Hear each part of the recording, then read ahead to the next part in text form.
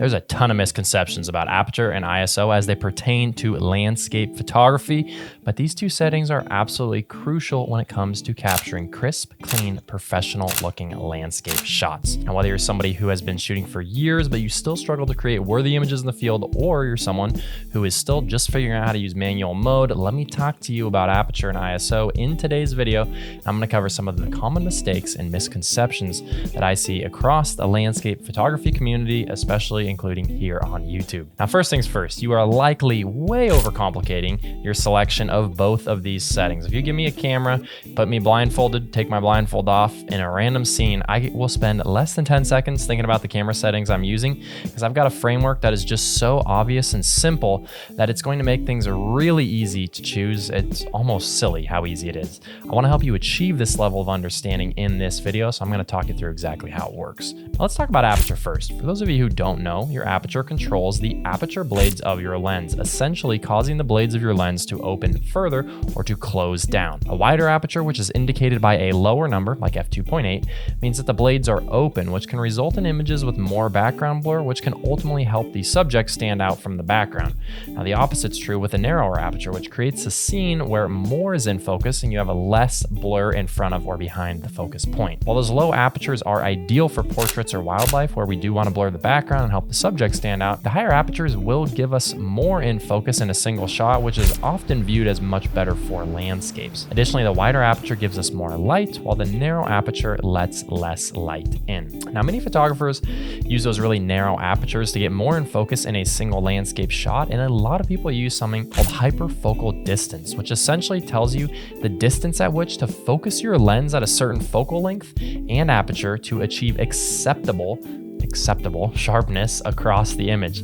Does that sound complicated? Because it definitely is. And acceptable sharpness is such a vague term, especially as today's modern cameras push the limits of resolution and image sharpness with lenses and sensors that improve by the year. And acceptable sharpness for me is the sharpest I can get. And if you're someone like that, then you'll want to listen up. Now, as your aperture stops down to one of those higher numbers where the blades close up, this causes something called diffraction. Essentially, this means that light coming in through the lens is entering through a smaller and smaller hole, and it's bending as it comes through the lens, which causes a loss of sharpness. To imagine this, if you squint your eyes, you can see how everything gets a little bit more blurry and a little bit less sharp. This is because more light is entering through a much smaller area between your eyelashes. Now, while those f11s and f22s might give you more in focus from front to back, they do cause you a little bit of a loss in sharpness across your image. This is going to vary lens by lens on how much sharpness you're going to lose. But if you want to create the best looking images, you want the sharpest photos, right? I mean, I certainly do. Here's what I need you to know about aperture. Throw that hyperfocal distance out the window. Never use it or think of it. You really don't need it. Forget f11 and higher unless you're in a situation where you need a longer shutter speed to smooth motion and you don't have an ND filter, or if you're shooting something that's moving so fast that a focus stack is not possible. These situations are not very often for most people though. What you're going to do instead is to use a sharper aperture, which is going to vary slightly based on the lens, but I find that most lenses, especially wide angles, are sharpest around f6.3. I do recommend testing your own lenses for yourself. What you'll do is use this aperture and you're going to take multiple focus points in the image at different spots, typically like 1 to 2 shots in the foreground, 1 to 2 shots in the background. Then you're going to blend these images together using a technique called focus stacking. It's actually very, very simple to do, especially if you use a program called Helicon Focus, which I'll link a video to here, but it can also be done in Photoshop. I shoot nearly all my landscapes at f6.3 or similar, and already knowing that going into the field helps me to set my aperture and forget about it, and then I can focus on the shutter speed and the ISO when I'm in the field. All right, let's get into ISO. If you spend a lot of time on YouTube, I guarantee you're going to find all sorts of videos from only use ISO 100 to pros know these secret ISO tricks and more. Let me break it down for you so simply that you will never click on another video again that talks about ISO. The way that ISO works is different now than in the film days, so let's assume that you're shooting on a modern camera for the sake of this video. So ISO brightens or darkens the image just like adjusting the aperture or shutter speed does, but unlike aperture and shutter speed, which I consider gaining or losing light naturally, ISO is almost like artificial. It brightens or darkens the image, just the same as using the exposure slider in post-processing. Now, unlike what you might think, ISO does not cause noise. The lack of light from shutter speed and aperture is what causes noise. Most modern cameras are what's called ISO invariant, meaning I can shoot an image that's underexposed by 2 stops at ISO 100, take the image into post, and increase the exposure slider by 2 stops, and it would look exactly the same as if I took the same shot in the field at ISO 400, which is 2 stops brighter than ISO 100. We often think that ISO causes noise because frequently we see noise in those high ISO images, but this is just because we're not getting enough light from shutter speed and aperture, which is really what's causing the noise.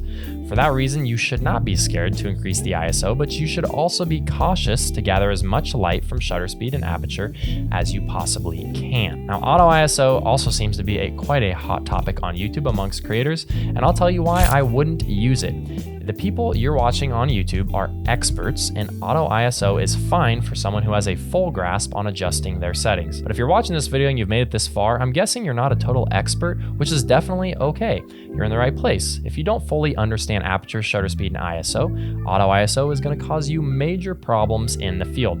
Now, auto ISO will ensure your image is always going to be properly exposed, no matter the shutter speed or aperture. But when you're photographing a still landscape at 1/4000th of a second shutter speed and f/14 with an ISO of 12,800, your image is going to be noisy and you're not going to realize it in the field, and you're not going to realize your mistake. If you don't know how to maximize the shutter speed and aperture to gain more light, auto ISO is going to make things look really good on your camera screen, and then they're going to look really bad, and you're going to be really disappointed and confused when you get back and look at your images on the computer. Now let's take this thing full circle here for a full circle moment. We already said that 99% of our landscapes we're going to shoot are at f/6.3, so that's already set. Now, we know that we need to gather as much light from the shutter speed in order to have the cleanest image as possible as well. So when you're in the field, start with your aperture set at f/6.3, your ISO at base, and open up that shutter speed as much as you need to gather the proper amount of light. If anything in your scene is moving, such as, water, trees in the wind, anything like that, and you need to adjust the shutter speed to accommodate that, then you can do so. But if not, there's no reason to increase the ISO when you can just open that shutter speed. If something's moving, set your shutter speed as slow as you feel safe to do so, and then increase your ISO to make up the rest of the light. Of course, then your aperture is fixed. Make sure not to blow out the highlights, and then you can make adjustments to it in post-processing. Truly, it really is that simple. Don't overthink things. Don't waste your time with auto ISO for landscapes. Just use that super simple formula to get perfect settings every single time. Aperture f/6.3, shutter speed as slow as needed to gather light, ISO at base. Or if you've got something that's moving, you're gonna go aperture 6.3, shutter speed as slow as you can go to still achieve a sharp image of whatever's moving, then increase the ISO to make up the rest of the light. That's gonna be the best settings for any landscape photo. I truly hope that helps. I've given this lecture, if you will, to many of my workshop clients before, and it seems to help people understand the settings just a little bit better. Now, if it did help, you should never need to watch another ISO or aperture video again, and I would really appreciate you leaving me a thumbs up and a comment down below. If you have questions or a certain scenario that you're wondering about that maybe you've been in before, let me know in the comments too. I'll get back to you, and I'm happy to help out. Thank you guys so much for watching. Make sure to subscribe to my channel if you do want to improve your photography.